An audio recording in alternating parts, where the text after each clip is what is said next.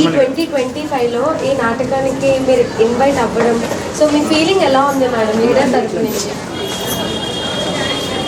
వైజాగ్లో ఇలాంటిది ఒకటి ఉందని కూడా మాకు తెలియదు. ఓకే, సో ఫస్ట్ టైం చాలా బాగుంది ఎక్స్పీరియన్స్. ప్రజెంట్ జనరేషన్ అంతా ఇన్స్టా యూట్యూబ్లోనే ఉన్నాం, కానీ ఇలాగా వీళ్ళు బుక్ తిప్పకుండా డైలాగ్స్ చెప్తుంటే oh my god really hats off. అంటే ఆ కమిట్మెంట్, ఆ డెడికేషన్, ఆ కాన్సన్ట్రేషన్ టూ గుడ్. చాలా అంటే ఎంత స్కిల్ ఉంది వీళ్ళ దగ్గర అనిపిస్తుంది. ఎందుకంటే బికాజ్ దే ఆర్ రవణి సార్ వాళ్ళ గ్రాండ్ చిల్డ్రన్ ఎవరో చేశారు కదా పెద్దవాళ్ళంతాను. అతను ఆల్మోస్ట్ మాట్లాడిన పరిస్థితుల్లో కూడా అతను డైలాగ్ అది మర్చిపోకుండా చెప్తున్నారు. అది అంటే అతను లోపల ఉండిపోయింది అతనికి. సరే, రియలీ నైస్ అండి.